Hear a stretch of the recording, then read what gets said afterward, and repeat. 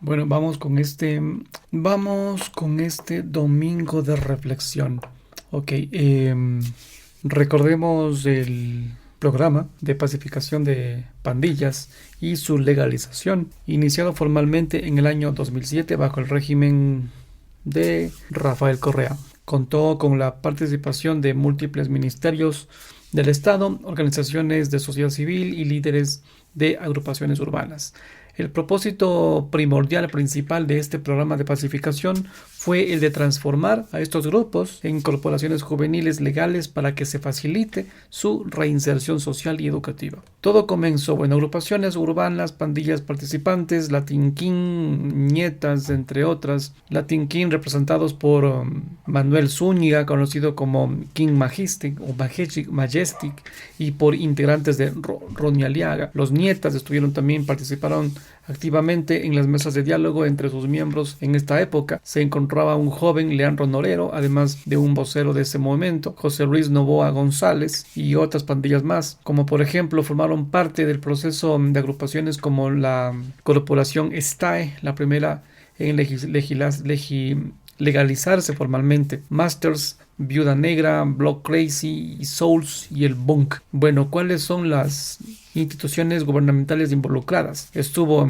el de gobierno y policía, estuvo el MIES, Inclusión Económica y Social, estuvo el Ministerio de Educación, estuvo el Ministerio de Justicia, Derechos Humanos, además de la Iglesia, la Flaxo, estuvo la Pastoral Caritas. En la academia estuvo David Brotherton y Rafael Guide, criminólogos y académicos de la City University de Nueva York, quienes han brindado asesoramiento técnico y documentación de este proceso de transición sociológica en el país.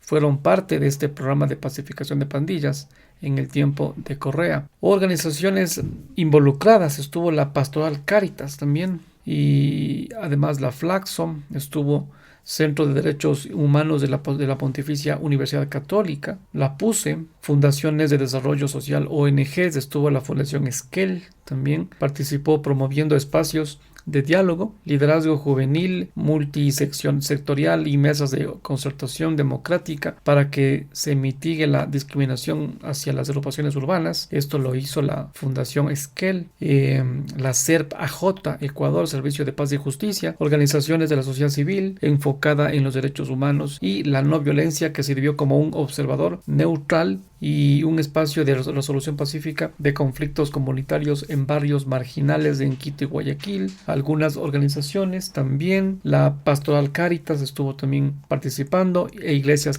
locales, sacerdotes comunitarios y misiones religiosas de barrios vulnerables en Guayaquil, como el suburbio y el distrito de Nueva Prosperina, y el sur de Quito también prestaron sus instalaciones, parroquias y canchas para que los líderes de los Latin King y los Nietas celebraran sus asambleas generales iniciales sin el asedio policial. Organizaciones barriales también independientes, comités vecinales y de desarrollo comunitario ayudaron a que se mitigue este estigma vecinal que se tenía, permitiendo que los jóvenes organizaran emprendimientos de autogestión como servicios de catering y eventos culturales en sus propias comunidades. ¿Cómo es que inicia este proceso de pacificación? Tomándome de un reportaje de la BBC Mundo, si no estoy mal, británico, me parece que es este medio británico. ¿Cómo fue la legalización de las pandillas en el Ecuador durante el gobierno del satanizado Rafael Correa? ¿Y cómo se compara la violencia del entonces con la actual? Dice así, titula, ¿no? Escrito por José Carlos Cueto, de la BBC Mundo. Cuando en los años 2000 cerrados en Ecuador se incrementó la violencia y se agravaron homicidios, el gobierno de aquel entonces de Rafael Correa decidió enfrentar a las pandillas callejeras con una política bastante inédita y sin precedentes. Lejos de una guerra abierta contra el crimen, él decide negociar con las bandas prominentes, las legaliza y apoya a pandilleros voluntarios a formarse y trabajar. Los Latin Kings, por un lado, hoy declarados como organización terrorista por el presidente actual, junto a otras más, unas 20 creo, grupos armados, recibieron la categoría de Grupo Juvenil Urbano. Muchos se afiliaron al movimiento político de Alianza País, muchos de estos, e incluso un ex Latin King, Ronnie Aliaga, llegaría a ser asambleísta nacional. Tras aplicarse la medida, se reducen los asesinatos. El Banco Mundial recoge que Ecuador pasó de 18 a tan solo 6 homicidios por cada 100.000 habitantes, un gran logro. Habitantes desde 2008 hasta 2018. 6 años después, Ecuador vive un conflicto armado interno. Grupos criminales se fortalecen hasta penetrar en las instituciones y el número de homicidios por cada 100.000 personas supera la cuarentena, los 40 según datos propios del Observatorio Ecuatoriano de Crimen Organizado. Recientemente, voces críticas de este movimiento de Correa han vinculado esta crisis como una posible consecuencia de estas políticas del expresidente. Durante una entrevista con Radio Rivadavia en Argentina, la actual ministra de Gobierno, Mónica Palencia, en aquel entonces había dicho que los pactos de paz de Correa fueron una entrega del país. Esto dijo. En agosto, en plena conmoción por el asesinato del candidato presidencial Villavicencio, Otto Sonnenhorster, ex vicepresidente de aquel entonces durante el gobierno de Lenín Moreno, dijo que la situación era fruto de quienes habían dicho que había que pacificar a las pandillas. Palabras del propio Otto. Correa, quien apoyó recientemente la declaración de conflicto armado interno de Noboa contra el crimen organizado, se defendió de estas críticas. A la ministra Palencia le había dicho que padecía de no saber dónde estaba parada. Así le dijo. Y a Sonnenhorster le respondió que comparar a las bandas del año de los 2000 con organizaciones criminales vinculadas al narcotráfico de hoy en día era una supina ignorancia. Así le dijo. O una monumental mala fe. El expresidente llevó varios días en redes sociales respondiendo acusación tras acusación similar. Analistas consultados por la BBC Mundo coinciden en que las bandas con las que él lidió, Correa, eran distintas a las que hoy tenemos, a las que hoy están atemorizando al país. Son otra cosa. ¿Cómo eran las pandillas de aquel entonces? Años 2000. Textualmente esto le dice a David Brotherton de la BBC. Es difícil, abro comillas, comparar a las bandas callejeras de entonces con los grupos de hoy en día, crimen organizado, que hoy penetran al Estado. Es muy complicado comparar. Experto, David Brotherton es un experto, dice, en bandas latinas de la Universidad Municipal de Nueva York. Un experto. Según Brotherton, las bandas callejeras ecuatorianas emergieron en los años 90 en las dos principales ciudades, Quito y Guayaquil. 2008, la Policía Nacional encontró que solamente en la provincia del Guayas habían existido como 400 de estos grupos. 400. De especial preocupación eran los Latin King y los Latin King and the Queens, a quienes se les atribuye casi un tercio de los 18 homicidios por cada 100.000 habitantes en 2008. Hasta entonces, se coinciden Brotherton y el sociólogo ecuatoriano Gaitán Villavicencio. La política antipandillas ecuatoriana se centraba en la persecución y la mano dura. Las pandillas se nutrían básicamente de jóvenes marginalizados y sin trabajo, que encontraron en la criminalidad no solamente una fuente de ingresos, sino también una vía de expresión cultural. Además de esto, los Latin Kings, bandas como los Nietas y los Masters of the Street,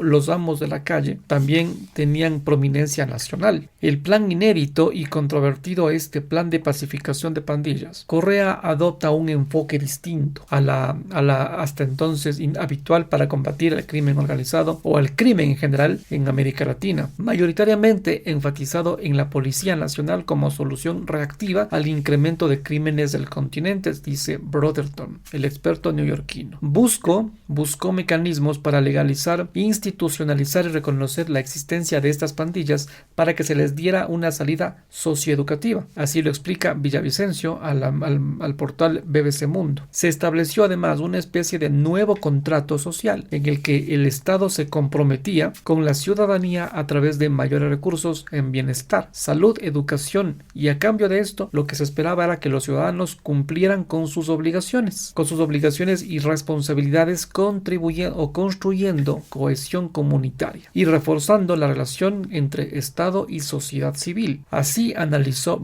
el experto neoyorquino Brotherton. en un estudio sobre los efectos de este programa. Los resultados de este inédito plan fueron halagados 10 años después, 2018, por organizaciones como el Banco Interamericano de Desarrollo, el BID, y reflejados en el más sostenible caída de homicidios en el mundo. Así según el estudio de Brotherton, el experto neoyorquino. Cuando BBC Mundo visitó el Ecuador en 2018 para conocer los frutos de esta iniciativa, un gángster de los Latin King, Manuel Zúñiga, reconoció que al principio hubo divisiones entre los pandilleros, pero que de a poquito fueron legalizándose cada vez más integrantes. Incluso rivales de los propios Latin King se fueron sumando. Aunque si bien disminuyeron los homicidios, otros índices clave en materia de seguridad eran preocupantes. La legalización de las pandillas no erradicó la violencia entre grupos juveniles, no las erradicó. Y recuerda a Brotherton, bajo el mandato de Correa no se consiguió aliviar del todo ni impedir el empeoramiento de la crisis carcelaria, no del todo, cuya población incrementó significativamente en los últimos años de su gobierno. Como señaló el investigador Jorge Núñez de la Universidad de Cuenca de Ecuador, las cárceles se han convertido, sin desearlo, en un centro de reclutamiento del Estado para las bandas. Dice, Villavicencio opina que la coopción política de expandilleros distorsionó la política de Correa y que tampoco diseñó una estrategia para tratar mejor a las bandas que pudieran aparecer posteriormente. Y también se puso en duda la sostenibilidad presupuestaria de este enfoque, que acabaría desmantelándose con la llegada de Lenín Moreno a la presidencia en 2017 y después de duros recortes exigidos por el Fondo Monetario Internacional debido al delicado déficit público del país. ¿Cómo se fortalecieron las organizaciones terroristas de hoy en día? Precisa a partir del 2017, donde los analistas se enfocan para explicar el deterioro de la seguridad ecuatoriana y el fortalecimiento de las pandillas que hoy en día Noboa cataloga como organizaciones terroristas. Tras los recortes públicos con la salida de Correa, Villavicencio y Brotherton explican que muchos jóvenes reencontraron en la delincuencia un sustento económico, el suyo, solo que esta vez ya no nutrían bandas callejeras, sino poderosas asociaciones aliadas con prominencia carteles de la droga, mexicanos y colombianos, al mando de un negocio altamente rentable como el narcotráfico, que hoy en día ya hay hasta una droga, aparentemente no nueva, que es la cocaína rosada. Estaba escuchando eso, que ahora ya se venden libremente en las discotecas, la cocaína rosada. Bueno, Ecuador es cada vez más protagonista en el mercado internacional de narcóticos y se erige como centro clave regional en almacenar, procesar y distribuir estupefacientes. Las cárceles son el centro de mando de grupos criminales, entre los que se destacan los choneros, los lobos, lagartos y los tigrones. Con frecuencia estas libran sangrientos enfrentamientos entre ellos mismos por la hegemonía del negocio, pero también luchan contra el Estado, las instituciones y la sociedad. El desafío al Estado fue propiciado por la penetración de una cantidad enorme de armamento desde Estados Unidos. Ojo, la penetración de una cantidad enorme de armamento desde Estados Unidos. Los choneros no eran tan grandes, pero con la entrada de los carteles se masifican aún más. Así dice el experto neoyorquino Brotherton. Recortes del Estado y políticas neoliberales crearon una situación donde los carteles adoptaron a jóvenes excluidos y ahora hacen lo que les dé la santísima gana. Lo dice y añade el investigador. Sin ninguna iniciativa para la creación de empleo, el único salvavidas para jóvenes fue la informalidad o en este caso la ilegalidad. Si se fijaran bien, dice, en los detenidos, son predominantes jóvenes menores de 29 años, complementa el experto Villavicencio. Al medio oeste son jóvenes menores de 29 años. Y de aquí viene la política de Bukele: mano dura, mano blanda ¿O qué será lo de Bukele? Veamos. Varias organizaciones, incluidas las Naciones Unidas, señalan a América Latina como la región más violenta del mundo. Ha sido la tónica por décadas y durante este tiempo los gobiernos latinoamericanos dan bandazos entre políticas de mano dura, entre comillas, o mano blanda para combatir la criminalidad. Nayib Bukele en El Salvador tiene actualmente uno de los índices más altos de popularidad en la región, especialmente por su aparente lucha implacable contra los maras, que los maras no son nada para los carteles de narcotráfico, no son nada, no es un puntito, no insignificante, no significan nada. Pero bueno, los maras, que a pesar de recibir varias condenas por vulneraciones de derechos humanos, disminuyó el alto número de homicidios que azotaba el país, de un modo que recuerda a la estrategia de Bukele. Noboa decretó un estado de excepción muy similar al de Bukele y declaró un conflicto armado interno que habilita a las Fuerzas Armadas